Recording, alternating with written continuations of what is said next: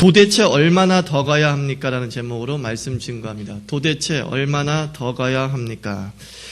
우리 일이 잘 안 풀린다는 생각이 들 때가 있지 않습니까? 친구들은 하고 싶은 대로 다 하는데 유독 나는 장애가 많다는 생각이 들 때가 있습니다.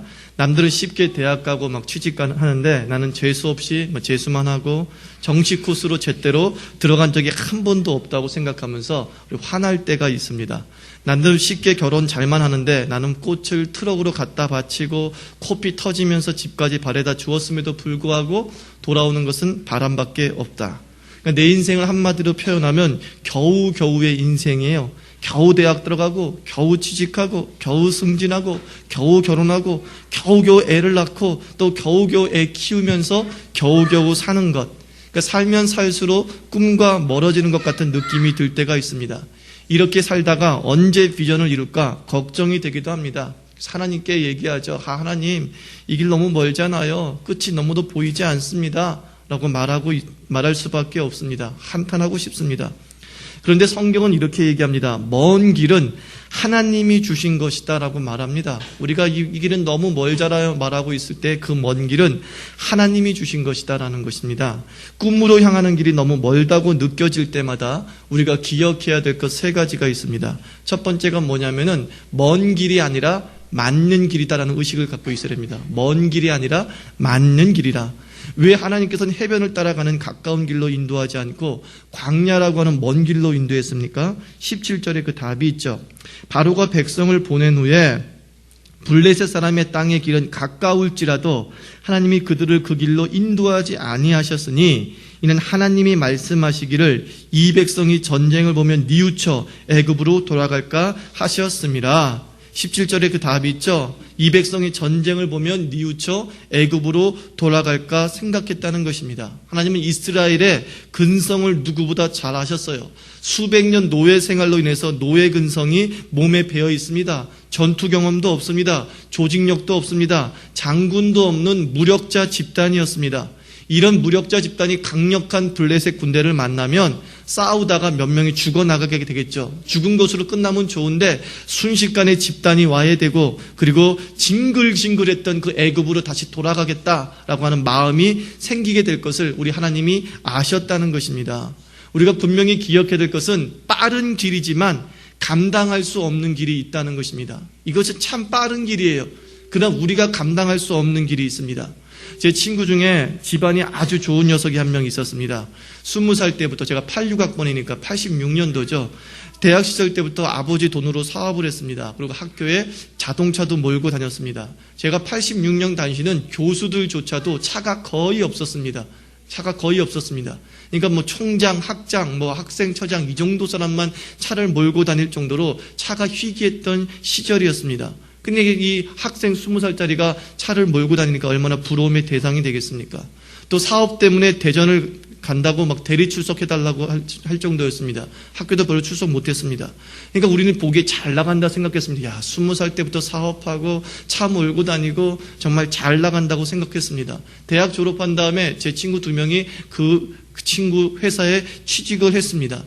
그런데 3년 전인가 4년 전에 동창회 모임을 갔는데 그 친구가 쫄딱 망했대요. 그 큰 부자가 사기를 당해가지고 순식간에 수백억을 날렸다는 것이에요. 근데 더 심각한 건 뭔지 아십니까? 이 친구가 세상에 적응하지 못하는 거예요. 밑바닥 생활을 견뎌내지 못하는 거예요. 지금 8년이 다 돼가는데도 불구하고 아무 일도 못하고 지금 빈둥거리고 있다는 것입니다. 부모를 등에 업고 빨리 가는 듯 했습니다. 하지만 그 빠른 길에서 그 친구는 실패를 만나게 되고 그 실패를 이겨낼 수 없었다는 것입니다. 왜 그렇죠? 그 빠른 길 동안에 실패와 아픔을 이겨낼 수 있는 역량을 배우지 못했다는 것입니다. 누구나 빠져나올 수 있는 길인데 그 친구는 그 역량을 배우지 못해서 허덕이면서 8년의 세월을 허송세월하는 것을 보게 되었습니다. 빠른 것 나쁘다고 생각하지 않습니다. 그러나 그 빠른 것이 내가 감당할 수 없을 때는 그 빠른 길이 죽음의 길이 될 수 있다라는 것입니다. 그럼 티코 한번 생각해 보세요. 요즘 티코 안 나오죠? 티코 시속 200km로 달릴 수 있습니다, 여러분. 내리막길에서는요, 쪽팔려서 더 빨리 막 달립니다. 얼마나 빨리 다니는지 모릅니다. 그러나 티코는 시속 200km로 오래 달리지는 못합니다. 순간 달릴 수는 있어요. 1시간 달릴 수는 있어요.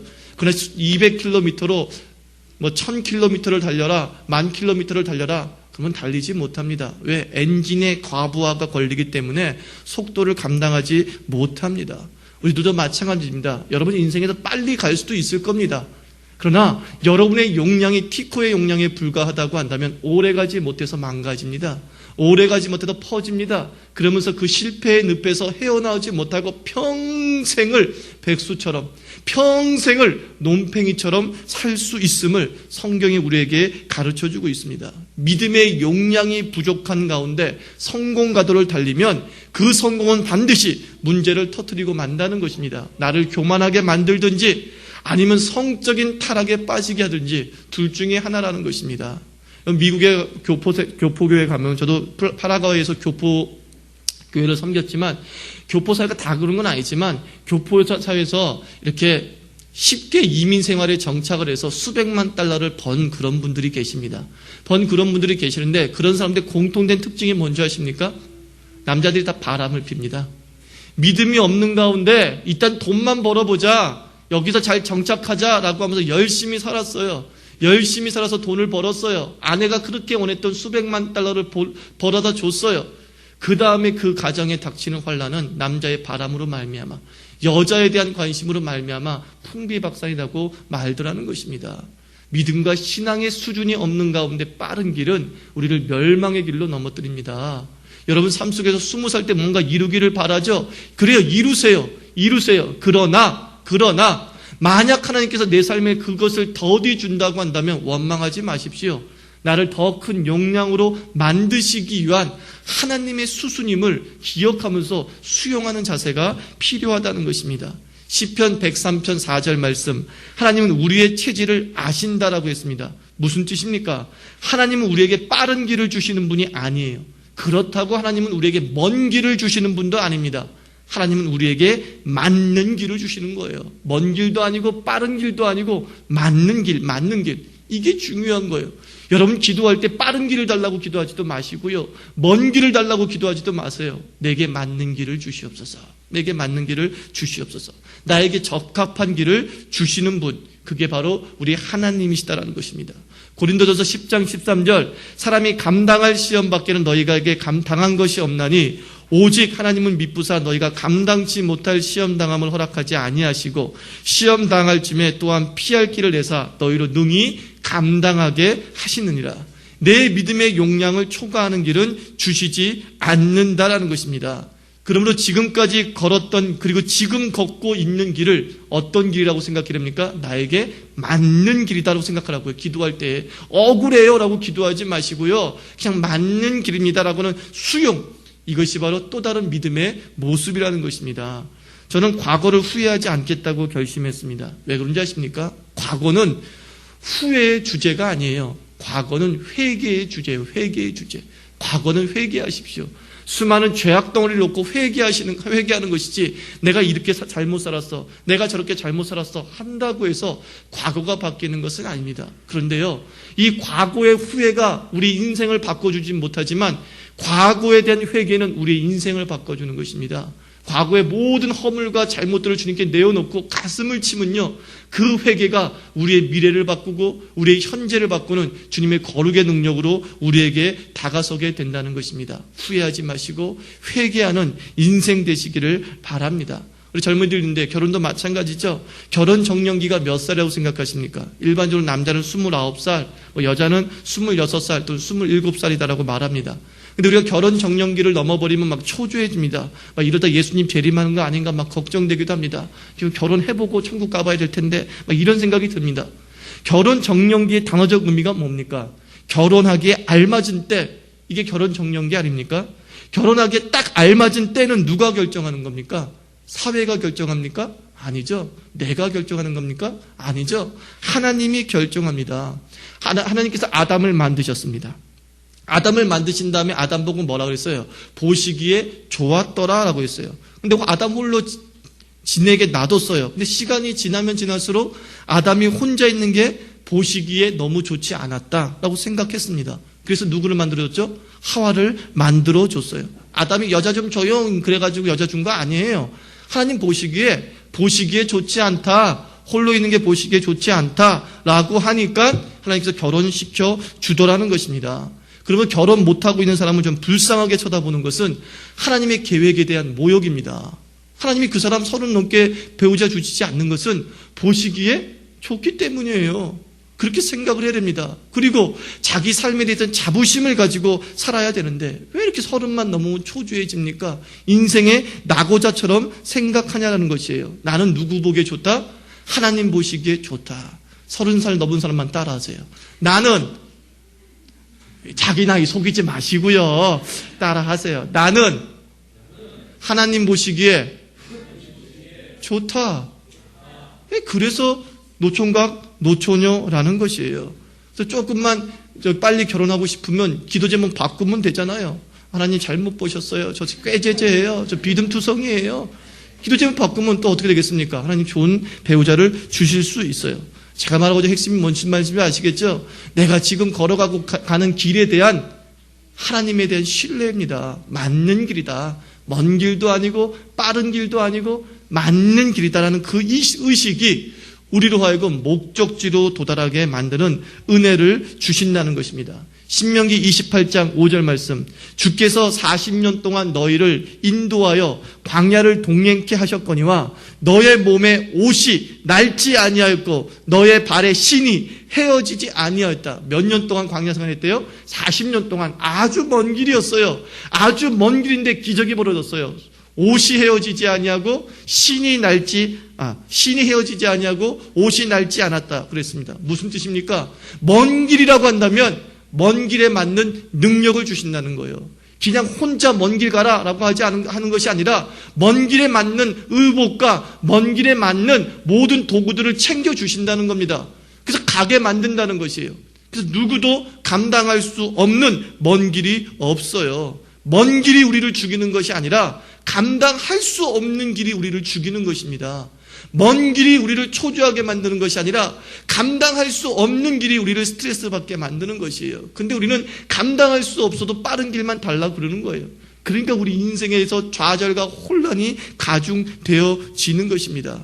광야에서 이스라엘 민족이 멀었기 때문에 죽지 않았어요. 멀다고 원망하고 멀다고 짜증내고 멀다고 신경질 낸 그것이 이스라엘 민족을 죽인 것이지 먼 길 자체 때문에 피로해서 죽은 사람 한 명도 없어요.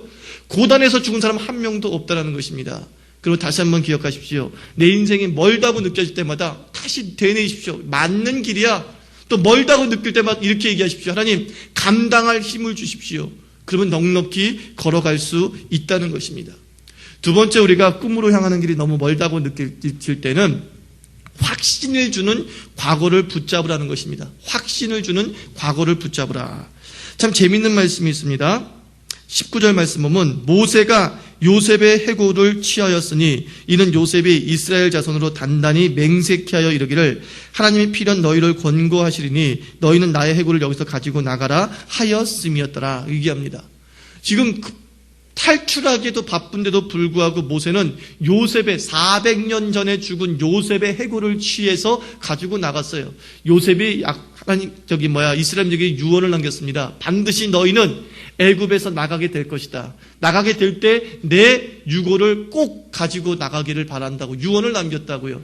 그 유언을 430년이 지난 지금까지 지키고 있어요. 근데 더 웃긴 건 뭐냐면은 모세예요, 모세. 탈출할 때 얼마나 바쁩니까?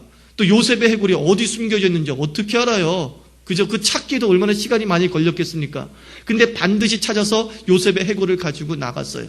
상징적 의미를 가지고 있는 거예요. 많은 이스라엘 민족에게 요셉의 해골을 가지고 나가는 것을 보여주면서 이렇게 말하는 거예요. 봐라! 400년 전의 약속이 지금 실현되었다. 그렇다고 한다면 하나님께서 살아있는 우리에게 약속하신 것들은 반드시 성취시켜준다. 상징적 의미라고요. 여러분이 힘들고 어려울 때마다 과거에 받은 은혜를 돌이켜보십시오. 여기서 은혜 받지 않은 사람은 어디 있습니까? 여기서 감사 제목이 없는 사람이 어디 있습니까? 주의 약속이 하나라도 실현되지 않은 사람이 어디 있습니까? 그걸 묵상해 보라는 거예요. 아하, 이때 나를 이렇게 도와주셨는데, 이때 나에게 이런 승리를 주셨는데 이쯤이야 조금만 참자. 이러면 견딜 수 있는 것입니다. 하나님이 은혜를 괜히 주신 것 아니에요. 하나님은 은혜를 우리의 도전의 자극제, 믿음의 자극제로 삼으시라고 과거의 역사를 허락해 주신 거라고요. 과거의 감사를 주신 거라고요. 제발 여러분 건망증에 빠지지 마십시오. 건망증에. 기억하면 이길 수 있는 겁니다. 기억하면 승리할 수 있는 것입니다. 근데 기억하지 못하니까 마치 과거에 아무런 은혜를 받지 못한 사람처럼 원망하고 투덜거리니까 현재도 답답하고 미래도 답답한 겁니다. 다시 한번 여러분 가슴에 손을 얹고 과거를 추억해 보세요. 도움받지 않은 사람 어디 있어요? 은혜 받지 않은 사람 어디 있어요? 주님의 역사를 체험하지 않은 사람 어디 있어요? 힘들고 어려울 때 단돈 얼마나 또 도움 받았잖아요. 힘들고 어려울 때 하나님의 응답의 역사 받은 적 있잖아요. 근데 왜 그거 무시하고 하나님 왜 나를 이렇게 만드셨어? 하나님 왜 나한테 이런 길을 주셨어? 원망하느냐는 거예요. 그러지 말라는 겁니다. 요셉의 해골이 400년 뒤에 탈출했습니다. 400년 뒤에 나갔습니다. 바로 이러한 하나님의 약속은 반드시 성취된다고 하는 믿음을 가지라는 거예요. 그러므로 여러분들 약속을 찾는 훈련을 해야 됩니다. 성경에는 1000가지 이상의 약속이 있다면서요. 그 약속 누가 자기 것으로 삼을 수 있습니까? 읽는 사람이. 성경을 읽어야지 약속을 발견하죠. 그 약속 붙들고 주님께 기도하면 성취되는 것입니다. 모세가 기도의 사람입니다. 모세가 기도의 사람인데 모세가 왜 기도의 사람이고 응답을 쉽게 받은 줄 아십니까? 어느 날 하나님께서 이스라엘 민족을 다 죽여버리겠다 그랬어요. 도저히 이놈의 인간들 원망 짜증덩어리들 데리고 못 살겠다. 다 죽여버리겠다. 대신에 모세야 너의 후손을 통해서 내가 큰 민족을 만들겠다 그랬습니다. 얼마나 기분 좋습니까? 근데 모세는 아니요, 저 그거 원치 않아요. 그런 다음에 뭐라고 기도했는지 아십니까? 하나님이 말씀하셨잖아요. 이 백성을 통해서 하나님이 이 백성을 통해서 영광 받으신다고 했는데 지금 다 죽여버린다고 한다면 야 이스라엘 민족을 구원한 하나님이 저들을 또 다 죽여버리네 하면서 주님 영광 가리우지 않습니까? 그러니까 하나님이 마음을 돌이켰어요. 그러냐? 내가 그렇게 말했었냐? 이 민족 큰 민족 만들겠다 그랬냐? 알았어. 그리고 이스라엘 민족 용서해 줬습니다. 무엇을 놓고 기도하니까 주님을 움직였습니까? 약속. 그냥 주세요라고 하는 것이 아니라 하나님이 이렇게 말씀하지 않으셨습니까?